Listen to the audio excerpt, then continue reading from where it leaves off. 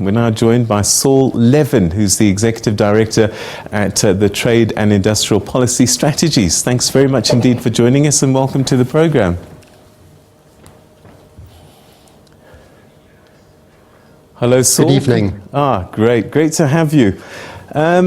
So, when I hear these investment figures, and I remember the first one, there was a lot of excitement, and I often wondered how much of that was already part of the plans of those corporations, so that it was wrapped up in this investment conference as if it was new ideas that were suddenly generated by this gathering. How much of it do you think was going to happen anyway? And I'm asking this so that I can understand the value of the conference.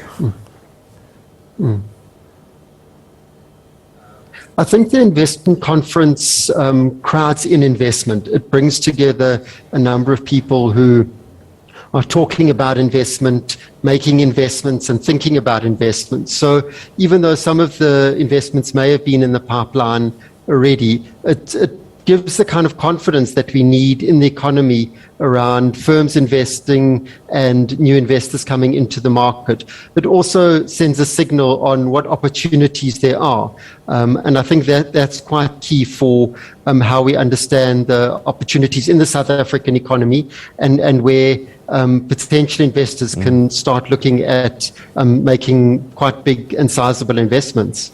So the reality is, business is not charity, and people invest where they're going to make money and where there is not too many roadblocks on the way in trying to do so. So it's one thing to have a conference, but are we doing the right things to make it exciting for someone to come and invest in South Africa as opposed to, let's say, Botswana?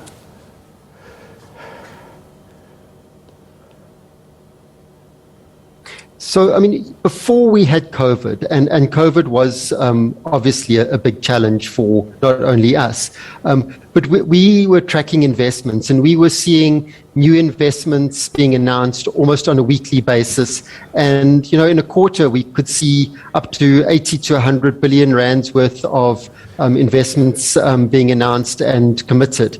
So that was pre-COVID. I think once we hit the COVID pandemic, that did, obviously dramatically slow down. But, the signal that comes from the ongoing talk about investment is really important because, it's not only international investors who are at these events, it's also local investors who are, creating a buzz, who there's excitement. And, when we, investment feeds on itself. People want to be where the action is. So then the conference then is quite important to generate new opportunities, but also to hear from investors what the challenges are. So we see the format that the conference takes. There's panel discussions, there's opportunities in different sectors, but no doubt that the investors are going to say, when it comes, for example, to new electricity generation, this 100 megawatt, which is a huge opportunity to generate investment in the economy, they're going to say, well, where's the wheeling? Why isn't that being fast-tracked? You're asking us to create opportunities, but there's certain blockages that inhibit us from realizing the full value of this investment. So I think these conferences do give an opportunity for investors to say, this is what we're looking for as well.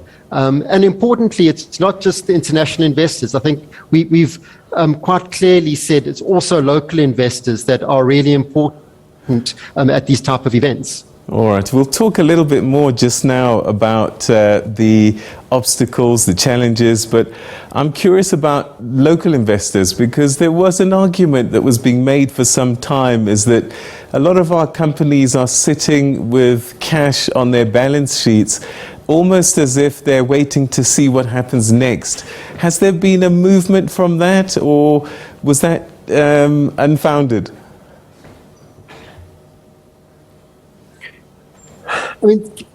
Companies do sit with a lot of cash on their balance sheets, and part of it is a strategy that the companies have. They don't, when they make new investments, they don't want to only commit their own funds, but they need to have a portion of own funds. So typically when we look at what investors will do is they'll borrow a portion either through the market or through a share issue or some sort of financial mechanism, and they'll use a portion of their own cash, and a portion might come from the people with offtake agreements, the people that they're going to supply, or it might come in the form of an incentive from the state. So companies, the way they finance these new investments, and having cash is a mechanism to leverage in other resources. It's obviously, if you're sitting with too much cash, it's a problem, both for the economy and for the way the companies are run. So it's a balance that the people who run these companies are going to have to walk in terms of, do they give a dividend to shareholders or do they reinvest? Obviously, the point of this conference is to say reinvest the cash, look at growing your operations and using that cash to grow the economy as a whole. All right, let's look at the obstacles now. And one of the indexes is ease of doing business. How well are we doing there? Because again, I want to invest, but I don't want headaches. I don't want to be sitting at the CIPC for months and weeks. I don't want to have to go from there to another department to get a permit for water, to go to another department to switch on the electricity, to go to another department to get sustainability issues sorted. How are we doing? Because we've been making promises over time. How are we doing? Because that's what they're going to want to hear at this investment conference, I'm pretty sure.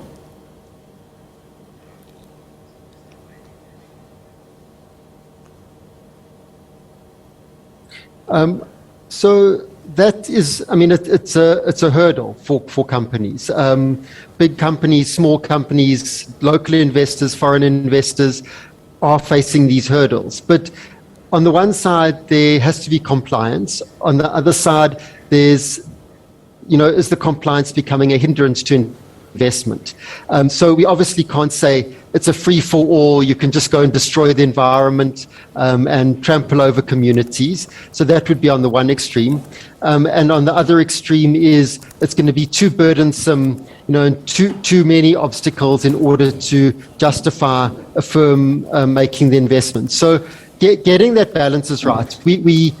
It's been argued quite strongly that we sit too much on the compliance burden, and we need to start looking at mechanisms to reduce that overall in the economy. Yeah. But be done in a way that doesn't, result in a free-for-all environment, for example. Sure. So there is a facilitation unit within the DTRC. Then the investment team do help investors with trying to unblock some of those challenges and help them with the compliance. But not all companies can access that. So it's an opportunity to say, how are we going to remove some of the obstacles that are unnecessary, and how are we going to make it easier for companies overall in the economy to invest and to grow their operations. All right. So are you optimistic in this round of the conference, given the disruption that we've gotten through? And now we've got, this Ukraine-Russia drama that's also disrupting things. What are you looking at as what might be success under the circumstances at this year's conference? I'm quite optimistic about what we're going to be seeing. I think the investment in energy and the releasing of the 100 megawatts is a huge opportunity for the economy, and we need energy.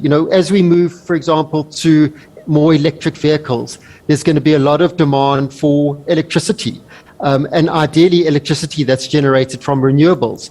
So I think it's a huge opportunity. There's also, as we rebounding from COVID, people are wanting to travel. There's huge opportunities in tourism, and we see in the mining sector that's feeding into the renewables energy.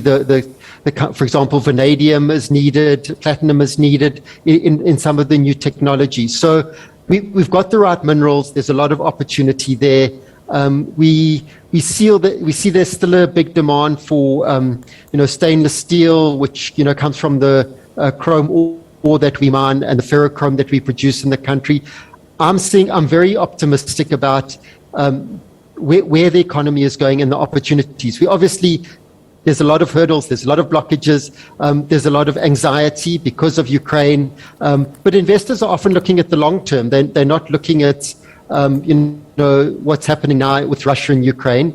They're saying, okay, in 6 months to a year's time, we are hoping that that conflict is resolved, and the world has moved to demanding more renewables, for example, and the minerals that South Africa has and the technologies around that. So I think that we've got a lot of good things happening on the horizon, and there is work happening behind the scenes. I mean, we see the unbundling or the decoupling of Eskom, to allow wheeling to take place. Once the 3 units are fully established, that's going to become more possible. Trying to sort out some of the challenges of Transnet is very high on the agenda. So some of the blocks identified have been given a lot of priority. And I'm hoping tomorrow morning the president talks about how these opportunities are going to be unlocked in the economy. Saul, it's been great talking to you, and I'm hoping that after this whole conference, when we have our next conversation, you'll be saying, "I told you so, Peter, I told you so."